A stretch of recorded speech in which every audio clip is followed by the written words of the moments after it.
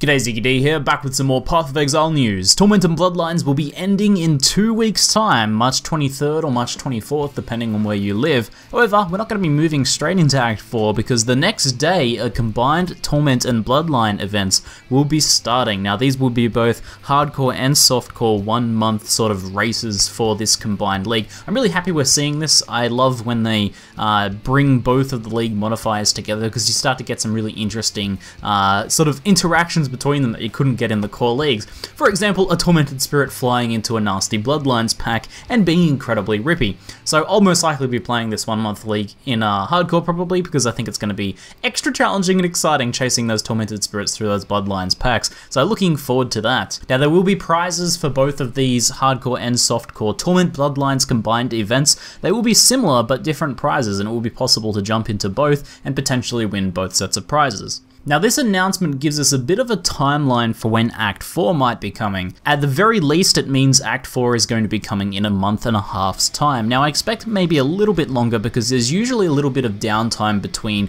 say, challenge leagues or races and then the start of the next challenge league or the next race. Usually a couple of days to a week's time, so I'm expecting a little bit over a month and a half until the release of Act 4. Now I do fully expect that during this 1 month event, when there's going to be a bit of an upburst in players playing again, people come back to the game, there's a new event, it's always very exciting.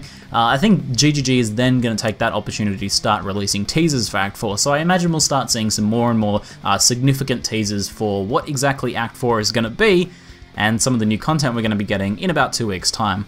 In a little side piece of news, the totem pole decoration that has been long awaited should be coming later this week as well. This might actually motivate me to get in and potentially do some of those challenges right before the league ends. I don't know.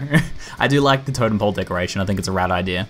Now the second piece of today's news is that Rory made a post on what will carry over from the core game to Torment and Bloodlines. Now mostly it's what I expected, some toned down and rebalanced examples of the gameplay moving across into the core game. I expected basically when these leagues were first announced that these mechanics would be rolling over into the core game. They seem like a perfect thing, whereas something like Rampage doesn't really have so much of a place in the core game. Now as far as Torment goes, Tormented Spirits will be carrying over but will spawn less frequently, which is to be expected. They are planning on improving their AI, though it's not exactly certain on when that will be implemented. Tormented Spirits will likely also be added as a lockbox mod, which I think is going to be pretty awesome because opening up a lockbox, having a massive burst of a couple packs, and then having a Tormented Spirit burst appear on top of them means that all of those mobs that spawn are going to be tormented as well at the same time. So that's going to be potentially a massive loot explosion because you're going to be getting the loot from the lockbox, from all of the mobs, and then from all of the mobs that have been tormented as well, which should be pretty awesome. Finally, there will also be a Torment Zana mod, which will allow players to get the Torment-specific unique items that will no longer drop in the base game. Now on the Bloodlines side of things, like Nemesis, Bloodlines mods will be carrying across to the core game.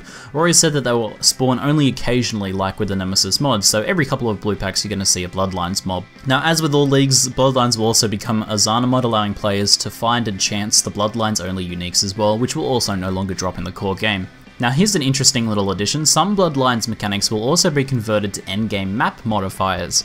Rory jokingly said that all packs have Phylacteral Link could be an example. At least, I hope that was a joke. So guys, that's it for the news today. Let me know what you think in the comments below about the mods moving over to the core game and the 1 month challenge league and whether you guys will be playing it, and maybe also some expectation hype from Act 4. What do you guys want to see? We've been talking about this a lot on the live stream recently, and I'm predicting one of two things. I'm predicting some sort of like mountains and snow regions, or maybe some like Mines of Moria style delving into some mountains. I'm hoping to see maybe one or maybe a combination of both of those things. I think would be pretty awesome. But what are you guys expecting to see from Act 4? Anyway, that's it for now. I'm ZiggyD, and thanks for watching.